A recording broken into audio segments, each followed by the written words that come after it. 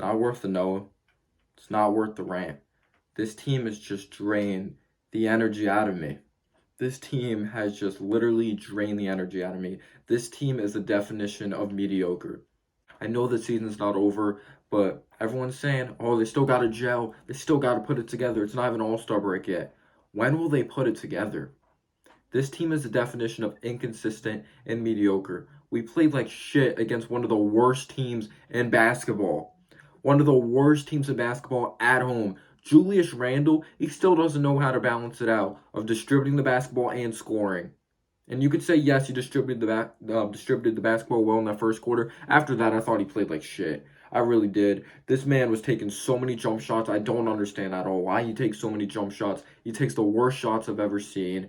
We had to see him get frustrated and have terrible body language. I understand he clearly got fouled on that one possession, but then getting the technical right before halftime, he's got to be better. He really does. But Randall jumping on his passes, sometimes I just forgot he was out there on the floor. And what does Tom Thibodeau have to see, like, out there on the floor when we're down by so many points against the worst team in basketball at home? This game was literally humiliating. To take Julius Randle out of the game and put Obi Toppin in. And I feel bad for Obi. I'm not saying Obi's the next star or he should start on this team, but he went to the worst possible situation. He has the worst luck. No one thought Julius Randle was going to have a special season last year. Our style of play does not fit Obi at all. We're one of the slowest paces in the league. We have no freaking point guard, and that was on display tonight. There's no one to distribute the freaking basketball and recognize mismatches. This was just a piss poor performance, again, against one of the worst teams in freaking basketball. In this game, honestly, we should have lost by even more points. That's the embarrassing thing. When we were coming back, when we were going on a run after we were down 11 at one point, when that was like the largest lead, like at that point, like they were missing wide open shots, but they killed us inside in the interior when Mitchell Robinson wasn't out there. It was just a disgusting performance. By the way, Mitchell Robinson's probably the only one that deserves credit. I thought RJ Barrett played all right, but Mitchell Robinson, he played his heart out. Besides that, Kemba Walker, he did a terrible job facilitating. He didn't even show up. I forgot he was out there on the floor sometimes. Fournier inconsistent. Like I said, RJ was all right. Mitchell Robinson's the only one that really showed up in that starting unit, in my opinion. We could say the refs were terrible, which they were, but the Knicks, plain and simple, played terrible freaking basketball. It was absolutely pathetic to see. I don't even know how many Randall finished with, but if you actually watch this game, the impact Randall had, it felt like he had 0 points. It really did. When it came to valuable points out there on the floor, yes, he passed the ball well again in that first quarter, but besides that, just trash. Like, he's the definition of inconsistent. There's been more bad than good, but again, Obi, one of the worst situations. Just no adjustments, just no consistent flow within the offense when it comes to players moving around.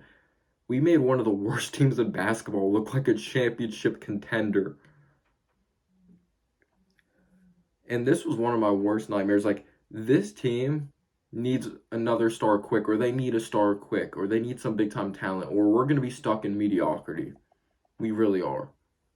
But of course, there's some big-time contract decisions coming up. I just don't know what to say. That was so bad. So freaking bad. Quickly's not a point guard. I don't care what anyone says. He could still develop into one. I know what everyone says about that. Quickly's not a point guard, in my opinion. He's not. And for people out there, yes, Quickly can make nice passes, but you got to be able to control the flow of the offense.